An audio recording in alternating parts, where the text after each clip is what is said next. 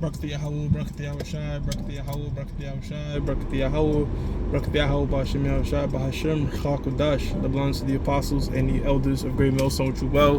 Salutations to the hopeful elect out there, you Akim to the Dakim that do this thing in the utmost truth and sincerity. Alright, I'm the priest Shaman, and this week's topic is going to be entitled True Men of the Lord Cannot Be Bought. True Men of the Lord Cannot Be Bought. And first thing that comes to my mind, I know we always getting on this group, but the IUIC, all right, that the fact that, you know, look, Nate has accumulated hundreds of millions of dollars or what have you, and one might say, well, you know, he's pushing Israel, which is a good thing, all right, but here's the thing though, at what cost, all right? Now it's known amongst a lot of these Israelite camps, they take a 501c3 charter. With that 501c3 charter, it tells you there's certain things you have to omit out of the scriptures. You know, you can't go into like scriptures like Leviticus 20 and 13 or what have you. And most importantly, you have to warn our people about the RFID microchip as the mark of the beast. And the moment you take a 501c3 charter, all right, that shows that you're willing to compromise, man. There's a price. Basically, there's a price for you, okay? And once somebody is willing to take a bribe or even consider altering the words of the Lord for lucre, then they're compromised. This is the book of 1 Timothy chapter 6. Verse 5, it says, perverse disputing of men of corrupt minds and destitute of the truth, supposing that gain is godliness. Supposing that gain is godliness, right? I remember years ago you had that guy, this is a long time ago, you had a guy from GMS Memphis or one of these other camps pulled up to IUIC. And he was talking to Nate, and Nate was like, look at our numbers, look at our thing. And, you know, and it's not, and, you know, basically they're trying to say, you know, look at the churches we're building, all this stuff, all this materialistic thing coming in. All right, but look, it's not a quantity game. It's not a thing of how much material possessions you can bring into the church. All right, it's a thing of election, right? It's a quality thing, not a quantity thing, okay? From such withdraw thyself, right? And our apostles,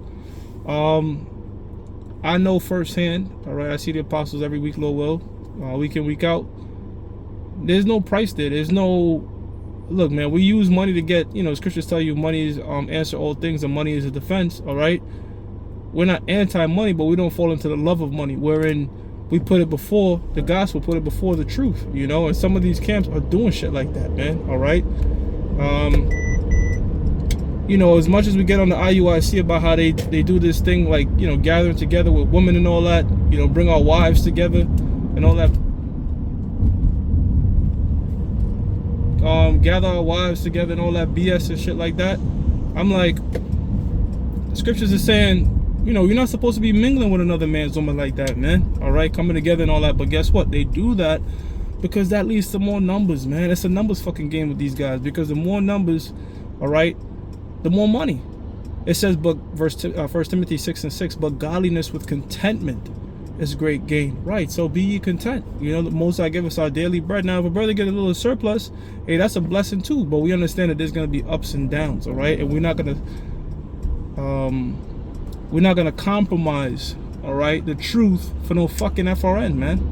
It says, for we brought nothing into this world, and it is certain that we can bring nothing out. Right, now this is talking about material things, all right? The spiritual things we came in the world with, and the spiritual things we do leave with, because the scripture says their works do follow them, all right? Jeremiah 1:5, I knew thee before you came in the womb.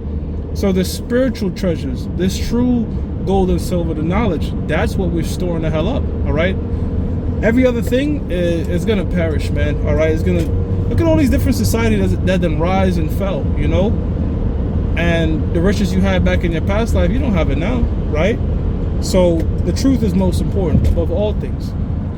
It says, verse 8, it says, and having food and raiment, let us therewith be content, right? And this is not a scripture to justify mediocrity, right? You don't want to be a guy, a grown-ass fucking man, just sitting on your ass, not trying to work, not trying to do shit, trying to collect unemployment, or because, you know, you're talking about being content. Nah, that's not what it's talking about, all right? It's talking about what these people do in the world to get extra money. You know, they sell out their morals, they sell their soul, for lack of better terms, all right?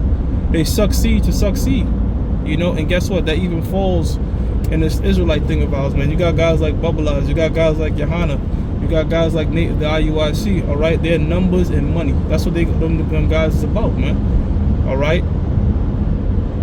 And the problem again is this: compromising those things for the truth. All right? Hey man, we love when brothers come in, and we love a little extra cash to the side, but when you start to compromise those things for the true gospel, meaning, you know, there's a price on you put a price, then you're compromised. You're not a man of the Lord. You're not a true man of the Lord, no matter what you tell yourself. Okay? That's how come you gotta really shout out them, not shout them out, but you know, hey, one thing I say about Ishmael is they're loyal to that Quran. All right? Andrew Tate bringing out a lot, man. They not compromising their beliefs, and you can't give them no price, man. They could be broke over there, destitute. You could say, here's 100 mil, you know, sell out Muhammad. They're gonna tell you, fuck you. They're not doing it, man. See, that's what's gonna really, that mindset is what's gonna really escalate into World War III, because that's one nation right there that you're not gonna sell them out, have them sell out and join the alphabet community or none of that. It says, verse 9. But they that will be rich fall into temptation and a snare, and into many foolish and hurtful lust, which drown men in destruction and perdition. Right? You know, foolish and hurtful lust which drown men into perdition. You know, because the mindset is this: once you get like a good couple mil, guess what? You want to double it. All right, these niggas can't remain stagnant. They can't remain content, and that's when, you know, Esau come with that briefcase, flip it up, eyes pop wide open, and they're gonna tell you, so do that, do that, do that, and these niggas do it. And you know what, man? It shows you even in this music industry and the Hollywood industry, you end up fucking yourself doing that, man. The first rule of making a rule with the devil, is don't. Okay? Because you always get fucked in the end, you know? And that's what's gonna happen to a lot of you sellout Israelites, man. Verse 10, it says, here it goes now, for the love of money is the root of all evil. Right? Loving this goddamn money, man. That's the problem, man. Don't love this shit. Well, don't love it more than the Most High, I would say. Okay? Don't love it more than the Most High. Because me personally, I love making me money. I love working hard. I love seeing my check. I love providing for my family. I love that. Will I put any of that stuff before the Most High? Nope. Nope. Okay? Because the moment money is your main priority, again, you have a price. Money should not be a main priority in life. The truth should be.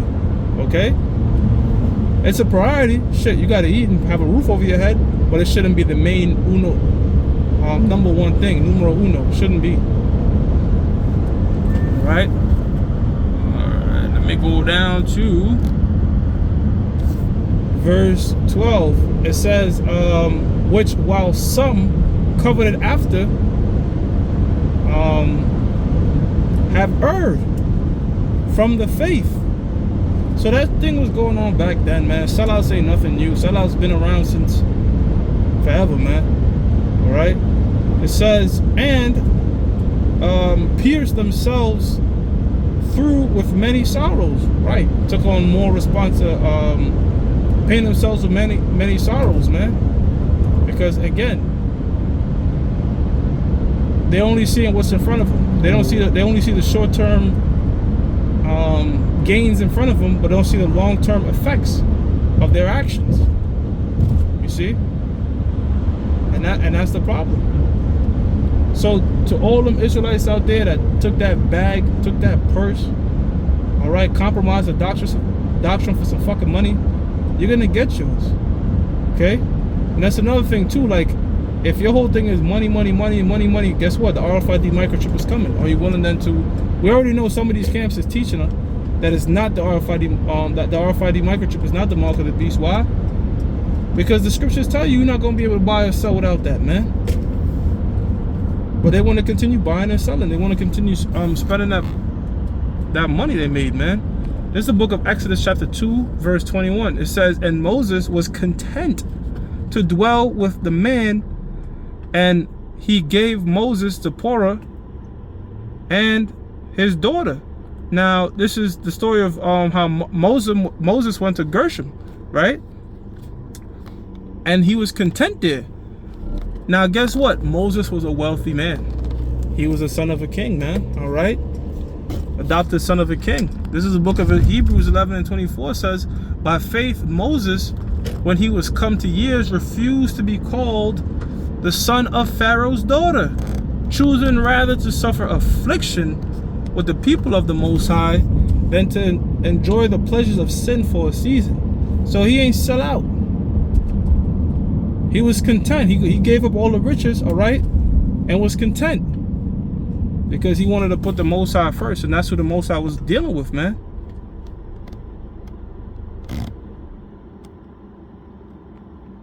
Exodus 23:8, and thou shalt take no gift, for the gift blindeth the wise and perverteth the words of the righteous. Right? So we don't want to take no bribes, man.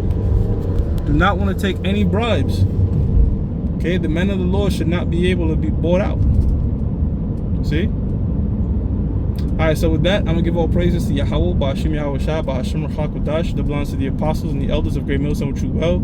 Salutations to the hopefully elect out there, you Akim to Zadakim, that do this thing in the utmost truth and sincerity. Shalom.